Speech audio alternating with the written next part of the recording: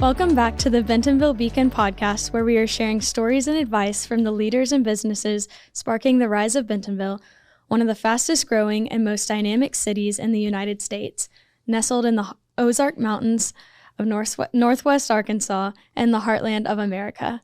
Today, I'm your host, Allie Johnston, and I'm James's intern for economic development through the University of Arkansas's Venture Intern Program, which matches undergraduate students from the University of Arkansas with startups, entrepreneurship support organizations, and investor networks for semester-long internships. So I will be interviewing your usual host, James Bell, today.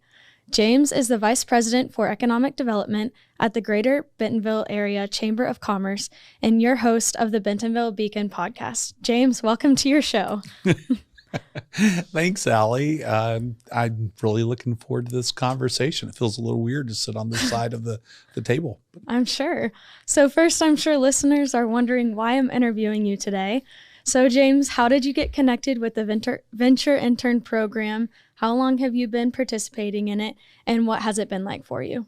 Yeah, well, first let me say it's been a real blessing having you as my venture intern. You've helped me, everything that you're doing in this role makes an immediate impact as well as a longer term impact, which of course is something that I promised you coming in, but you really have helped me this semester move along some projects that maybe wouldn't have moved along without you.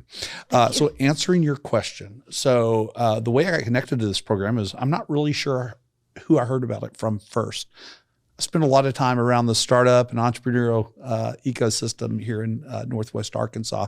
And so whoever told me about it first, I remember hearing several people talk about they had venture interns, how amazing they were, they're the cream of the crop. You go down the list, I knew I had to be in on that game too.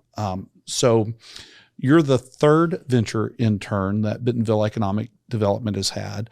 The first two, I think we've talked about this, the first two had kind of major projects that they worked on. This time around, I needed somebody who could help me lean more into this podcast and do some work around it. You've done some amazing work backgrounding, even writing some questions. And also I needed help thinking through what a reinvigorated Bentonville Economic Development website might look like, and some other work that we'll be turning your attention to over the rest of the semester. It'll look like things like venture scouting, for example, in the med tech, health tech space. And then my experience with the program. First being able to have help from really high quality students. I'm really impressed. Each semester it's been really difficult to select that person. And fortunately, each time I've gotten the person who I wanted, but even if I would have had to have second or third, I think it would have been fine. I'm glad I have you though. Let me be clear. It gives me a lot of happiness and pride, not only in my work, but what the University of Arkansas is doing, that we're able to bring to students these high quality, real life experiences working on real things. And so, the opportunity to do that just brings me a lot of pride, and I'm really grateful to have you here. Yeah, thank you. To go off of that, this is my first semester in the VIP program, and I've learned a lot of new skills and been able to network with so many different people, so I would definitely recommend it to other students considering. Now we can switch gears and learn a little bit more about you. So James, what should our audience know about you? Oh gosh, I had to make myself a few notes. This is kind of a big question. Get ready. I'm going to take you on a winding road, and I'm probably going to violate my long answer rule, but I'll guarantee you, Andy Martin, if you're listening, I am not going to go longer than you did. So I didn't grow up particularly well off. I mean, we weren't starving, but we were almost certainly growing up, I'll call it lower middle class. There were some particularly tough times financially and personally along the way. But today, very importantly, I'm a dad and I'm a husband. And I've been married for closing in on 4 years to my beautiful bride and partner in life, Hadia. And we have an incredible son who's almost 3, Joseph. And I couldn't be more blessed. I'd say arguably my work history started when I was really young. My dad had a landscape and lawn care business and figured out when I was 8 years old, I was upright and I could dig holes and push mowers and stuff. And so he figured out I could work before school, after school, and on the weekends, and that I could get in a solid 35 hours a week. So I've had a full-time job since I was 8. From a professional perspective, depending on how you count it, you could argue I've probably had 6 to 12 careers or types of jobs. I never planned to do that, but what I did plan along the way was what my next step would be. And I almost never got to the next step because preparing for that next step led me to forks in the road and opportunities I never thought I'd have or never dreamed of having, and they were always something better. So that was pretty cool. So I've worked for companies as short as 6 months, as long as 10 and a half years. And it's that latter ride that I'll say was really absolutely wild, because it was 10 and a half years, 6 job titles, 5 company names, 4 cities, 3 states, and 2 severances later, I finally took the hint and left. No, but in that time, we grew up from a $400 million mid-cap company to a $98 billion global 200 company, which was unbelievable. And I learned so much from that ride, good and bad.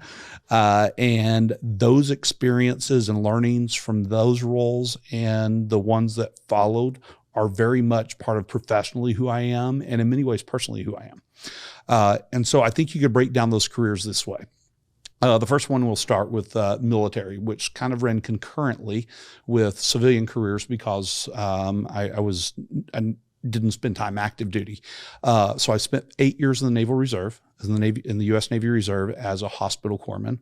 I was out for 13 years and joined the Army National Guard for a few years. And there I was an automated logistics sergeant, whatever that means.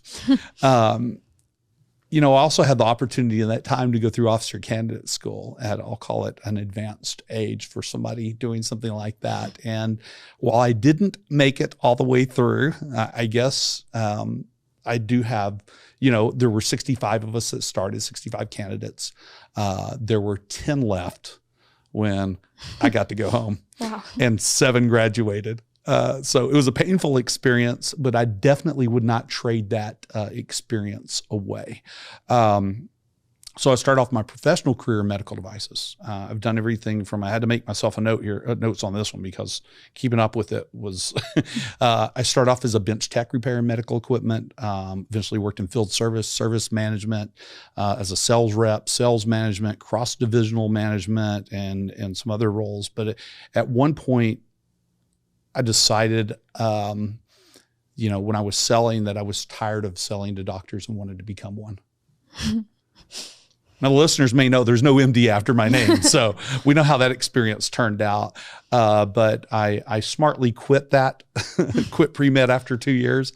But I did meet my wife in the first semester of the second year. So things worked out exactly as they should have worked out. But when I quit that, I joined an MBA program at Christian Brothers University in Memphis. I guess it was kind of a blessing. I didn't know I would ever be interested in doing such a thing. But a couple of years after I graduated from that program, they invited me back as an adjunct to teach the capstone for the program for the general MBA as well as for the healthcare MBA. And then I got to help build their first undergraduate class in what was the class in? It was entrepreneurial mindset for undergrads. And so that was a really neat experience. And I didn't know whether I would enjoy teaching or even be good at it. Turns out I enjoyed it quite a bit. And that in fact, in the 2+ years that I had an opportunity to teach, that I ended up with the highest feedback scores from students of anybody in the faculty for the program. So that was pretty exciting. So who knows? Maybe that's in my future someday again.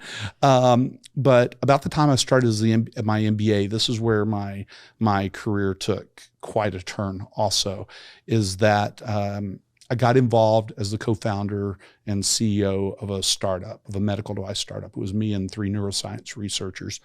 We ended up out-licensing that technology to an international company. Nobody's going to make a bunch of money off of it, but it's what we had to do at the time. And near the end of that, co-founded another medical device company and led that company as CEO. And the nicest way of putting it was it was a shooting star. The two co-founders, here's half your equation, couldn't get along or agree on the direction of the company. That's the way I'll phrase it. So we imploded that company. But we came out of the gate. When I say we were a shooting star, we came out of the gate with sales at Vanderbilt, Cleveland Clinic, Mass General, Johns Hopkins. If it was a luminary institution east of the Mississippi River, we were having some sort of conversation. But this inability to keep the train on the tracks caused us to lose all the investment from both venture capital firms.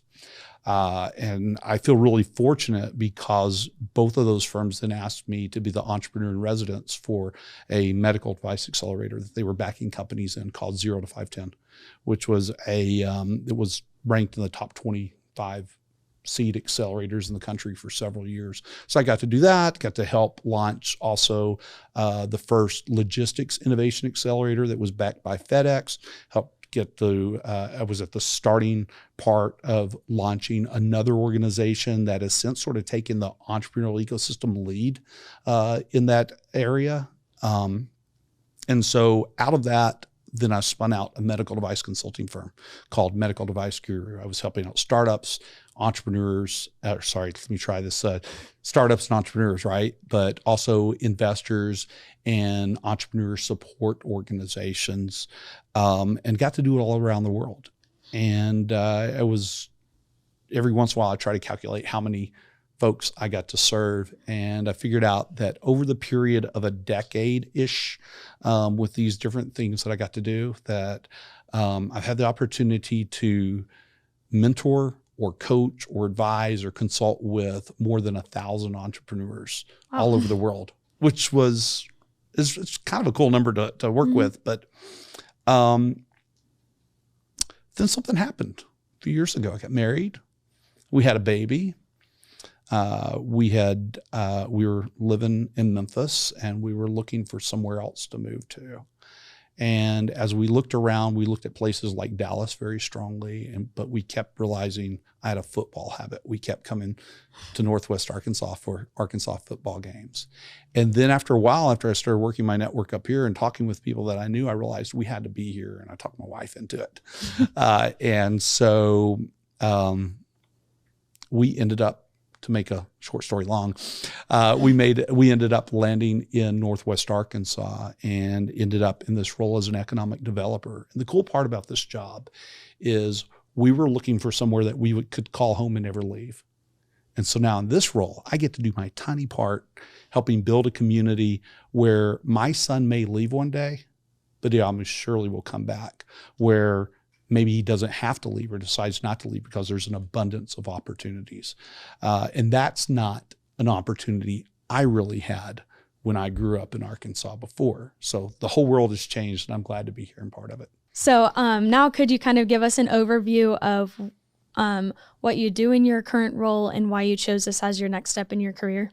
Yeah, you bet. So, economic development, the part that I do is one small part of really a team effort. There's multiple organizations across the community that are involved in economic development. And so where I sit, I think of it through the lens of what can I do in my small part to help improve the economic well-being and quality of our community so that people have really have opportunities, so that businesses can hire more people and that they can hire people into great jobs.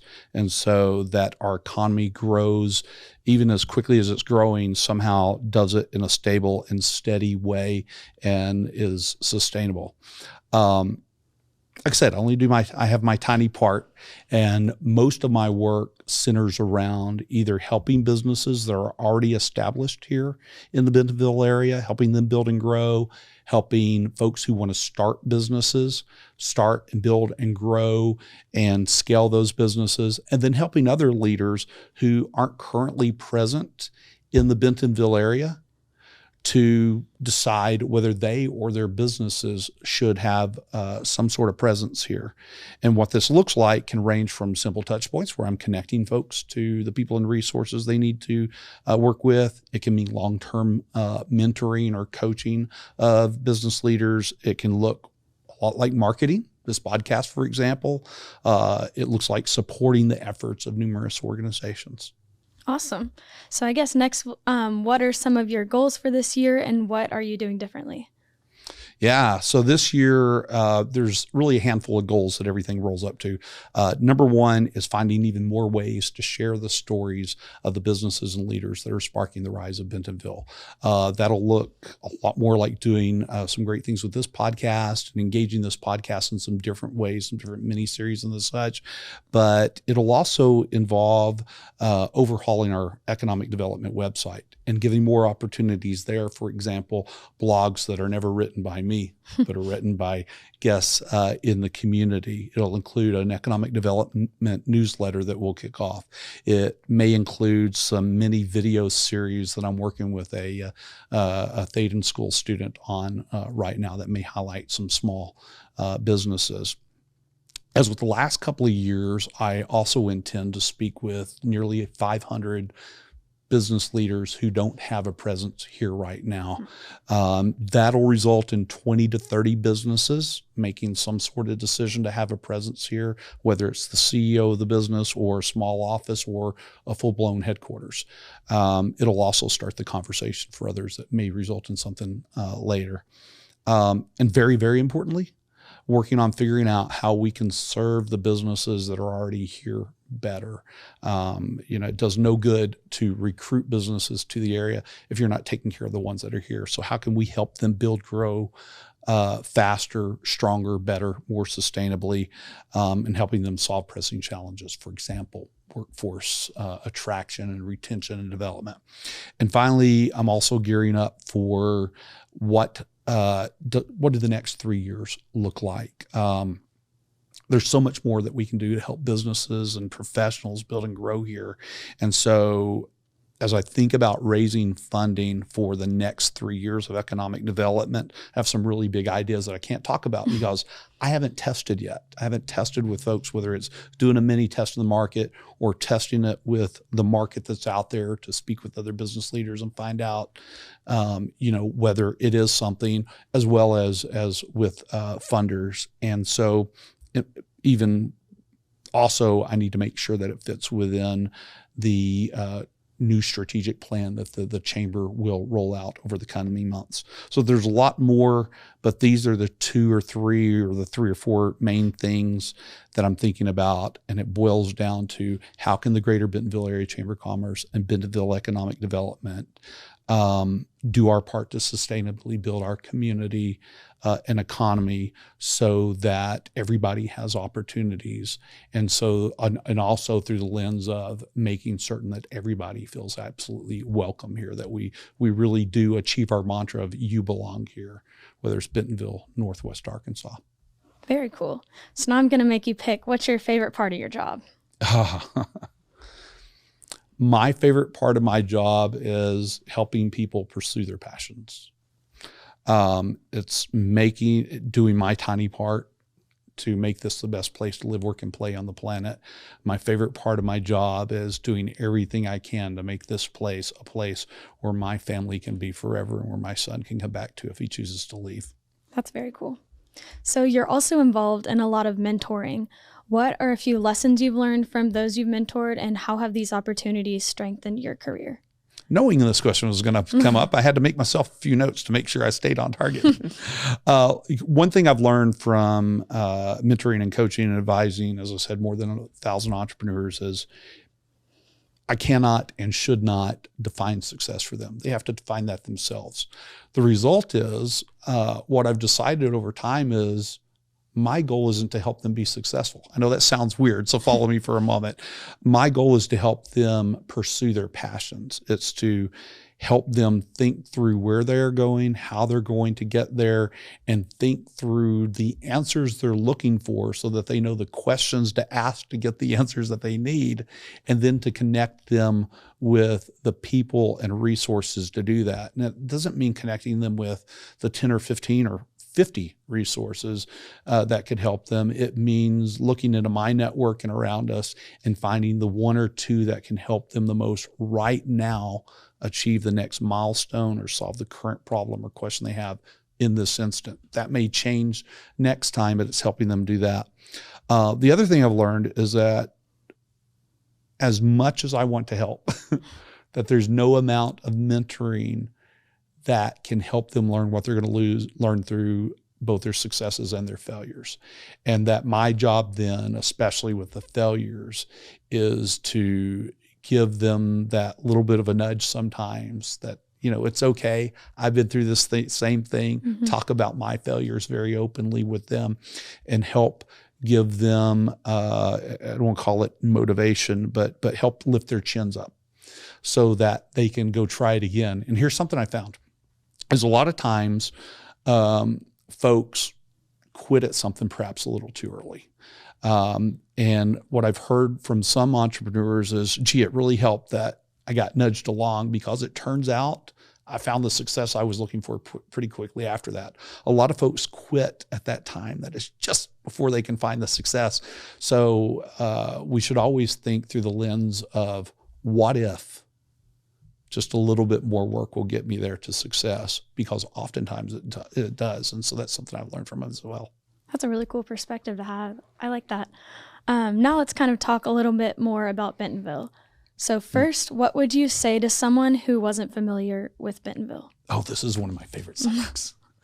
I would ask, first of all, what if I'd want to know about them and what their goals are, right? And I'd sort of couch it in their perspective and what they need. But I would ask them this question, and that is, what if you could live in a place where the median income's $30,000 above the national median, but your cost of living is 5% below it, 5% below the national average. So you get to take more home, keep more, right? Where there's amazing high quality jobs, where you're in a place with a small town feel, but that has global connections and unbelievable connections just a couple of steps away from you.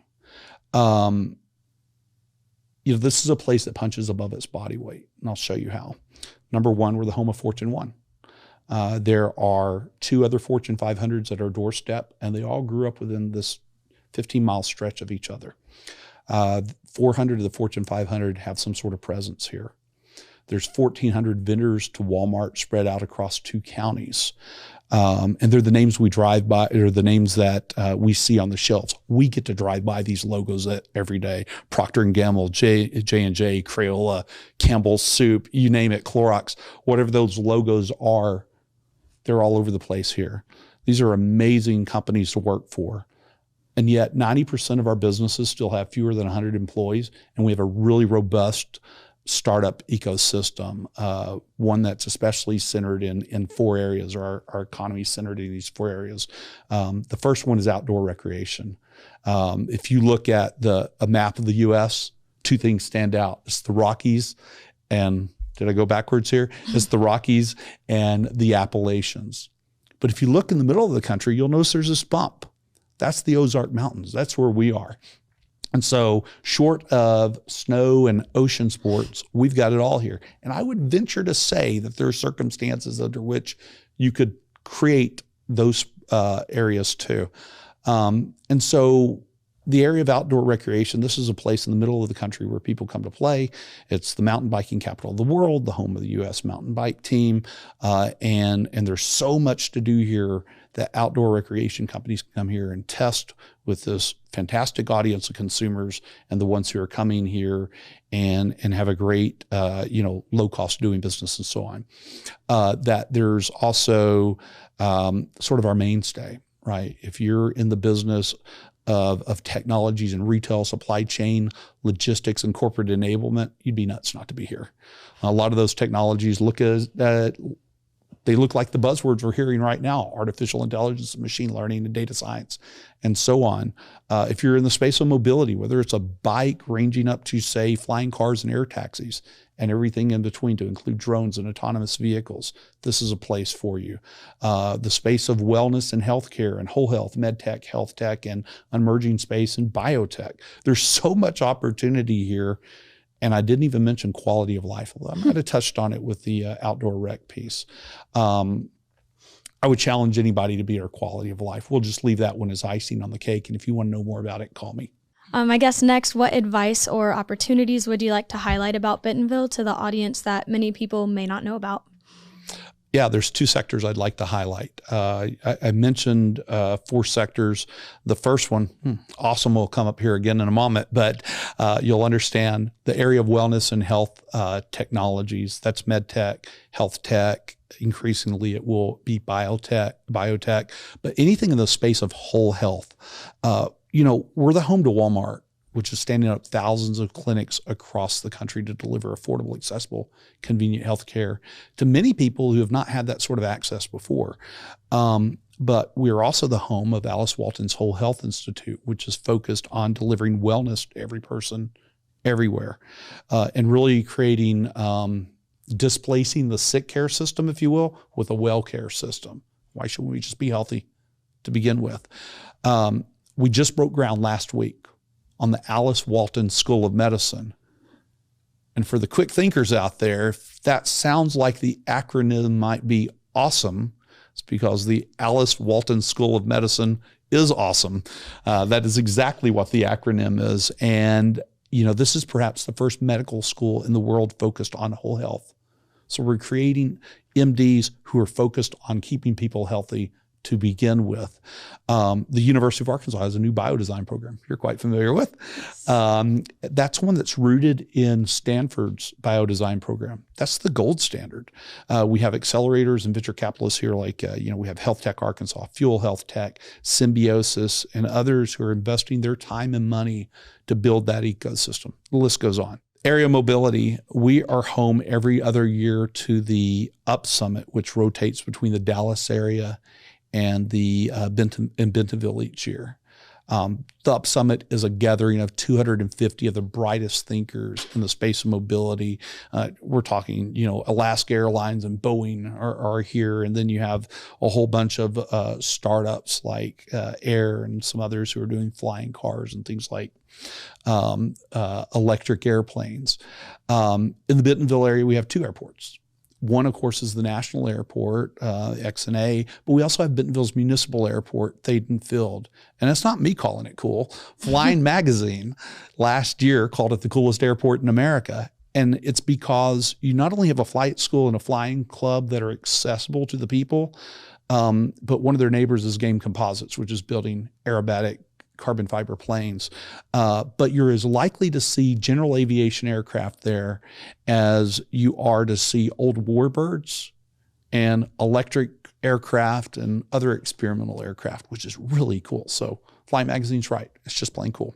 The state of Arkansas just dropped its first in kind comprehensive plan to make the state the leader in the future of mobility. Did I say state of Arkansas or University of Arkansas? It's the state of Arkansas, because the next part is the University of Arkansas is about to drop its plan soon to make the University of Arkansas the preeminent university in mobility. I can imagine a world where Bentonville has a part of that.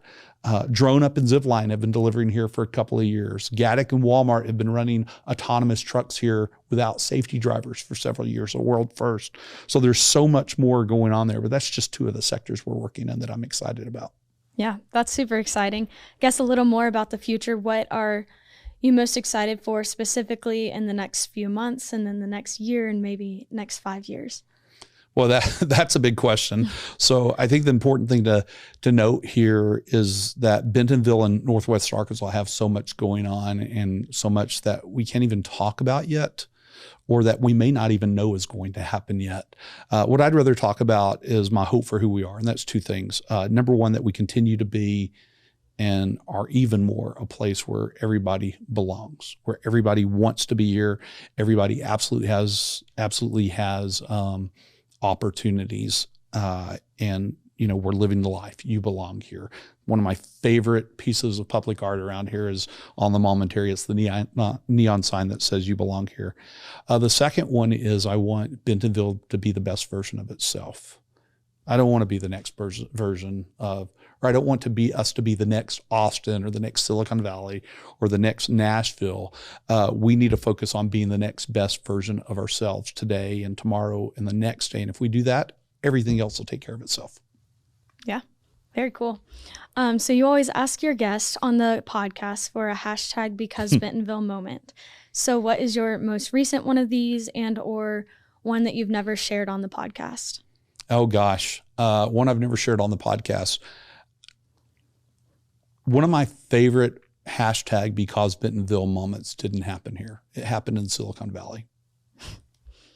I'm sitting at a table at an event with some startup founders and some venture capitalists, and we're all talking about who are we, what do we do, where are we from, what are we up to, that sort of thing. And when the circle came around to me, I started talking about Bentonville, but I didn't name Bentonville. And then I said where I was from. And the guy immediately to my right was a venture capitalist, and he pulls out his phone. He says, "You're not going to believe this." He goes, "I was sitting here listening to you." And I'm going, I know that place. I've never been to that place. He's like, that sounds familiar. It sounds very, and he pulls out his phone and he shows me an ongoing conversation with his partner about this place, Bentonville, Arkansas, that they need to check out. One of the other folks at the table says, he's from the Netherlands, and he goes, "Oh, you'll have that great coffee shop there." I was a little confused for a moment, and then he said Onyx. I went, "Oh, yeah, of course we have that great. We have a lot of great craft coffee shops." But he says, "You have that famous coffee place." And so naturally I'm like, "Oh, so you've been to Bentonville?" He said, "No, I've never been there." He said, I had Onyx coffee in Amsterdam, and I had it in Portland. And so, here's our sweet little coffee shop that people know all over the world. And then somebody from Southern Colorado said something that sort of floored me. They said, "Yeah, I'm getting ready to come out there to mountain bike." That's pretty cool. Think about that one a moment. And so to me, it was an eye-opening experience that here there were people all across the country and the world that were sitting at this table. And most of the folks at the table already knew Bentonville, and none of them said, "I know Bentonville because of Walmart." That's pretty cool. Our little Fortune 1 company. That's pretty cool. Speaking of Bentonville, here is a quick little surprise for you. So you are now entering a quick game of Bentonville trivia, thanks to the Bentonville History Museum in celebration of the city's 150th anniversary. So good luck, and we'll get started now. I will need a lot of luck. I've been here 2 years. That's my disclosure. Let's go. All right. So here's your first question that you might get. What year was Bentonville incorporated as a town? I just knew you were going to ask that. Well, my best math says that if this is the 150th year, now we get to see how good my math is. Let's see, what year are we in? 2023 minus 100. Y'all help me out there. 1923 minus 50. Does that 1875 or am I off? 1865. 1873. 73. Close enough. Okay, I shouldn't try math tomorrow. Yeah, I forgot to. Anyway, yeah, next. Close enough. All right, so next we have, in the 1970 U.S. Census count, what was Bentonville's population? 1970? Yes. Oh, gosh. In 2020, we had about 10,000-ish people. I don't know, 4,000. Pretty close, 5,508. Wow. So next, what is Bentonville's population from the 2020 U.S. Census count to show the difference? 54,164. You got that on the dot. Yay, an answer I know. Yes. All right. Did you know Bentonville is a certified better city for pets? I think I've heard that, but that's pretty cool. What year did we open our first dog park? Oh, I have no idea. Let's see. I'm guessing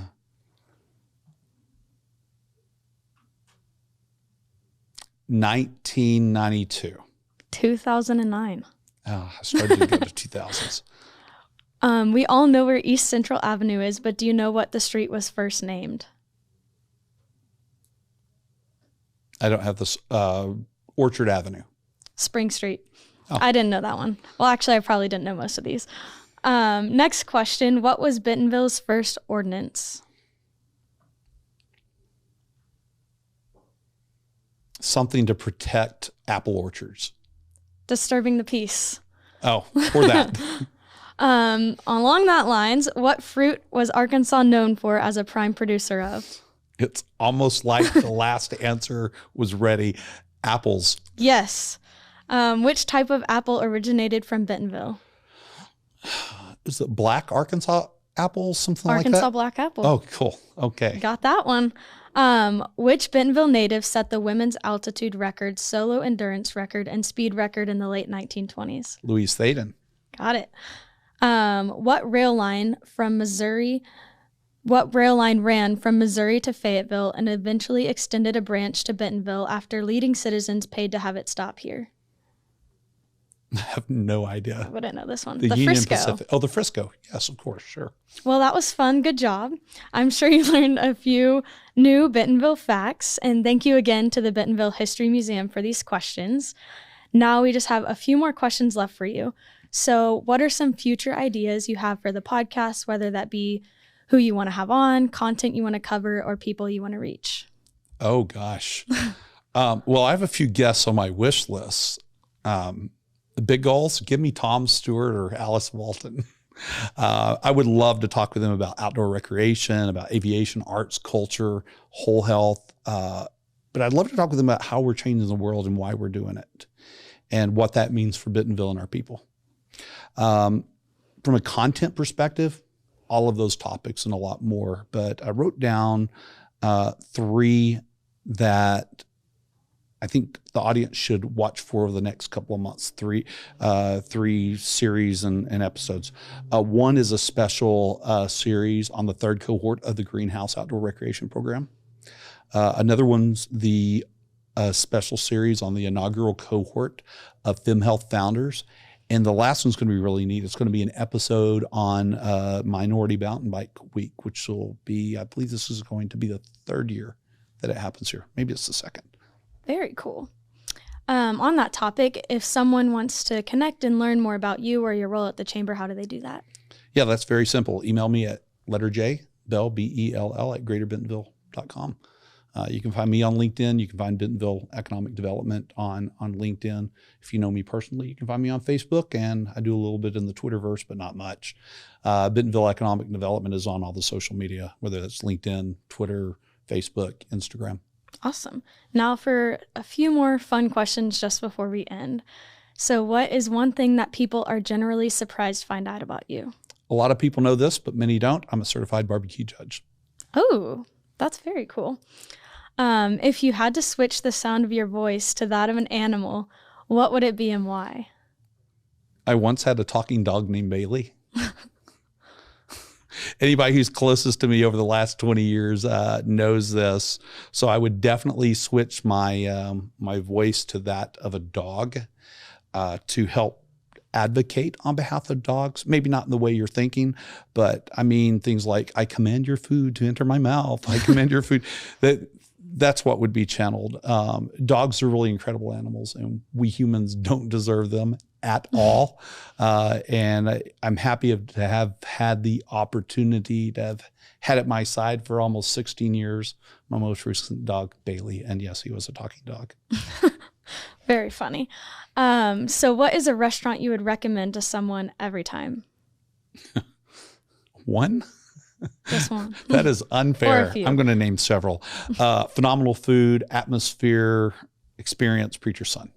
Can't beat that. I've also heard Conifer, which I haven't tried out yet. Chill Night Out, Tuscan Trotter. Also love Yayo's. Also love Table Mesa. Table on 6th is perhaps underappreciated. For ice cream, I indulge in all the ice cream places around here. But 2 I'm probably most at with my son at Spark Cafe. Sometimes we do Trash Creamery. And yeah, I'll just stop there. I'm starving now. Thanks. Sorry about that. I'm hungry too. Last question. What is something I should have asked you that I did not? I think we've covered all the bases, but I'm going to ask you a question. Oh. What's been the most interesting thing that you've experienced so far as an intern for Bentonville Economic Development? Ooh, good question. I'd say probably 2 things come up for me first. Number 1, all of the connections that I've gotten through you and all the people I've got to meet and different things I've gotten to hear about. That's been really cool for me. And I've enjoyed it also. And then the second is doing this podcast. And then the next one I'm going to do, that's been something really cool that I never imagined myself doing. Excellent. Well, I'll tell you, it's been your work and the stellar work that you've done that's given me the that told me that you could do this podcast. You gave me trust that you could do it and that you would do a great job, and you have. Well, thank you. James, thank you so much for giving up your host seat to me today to learn more about you. I really enjoyed this opportunity. And thank you also to our Bentonville Beacon audience. Without you, this show would not be possible.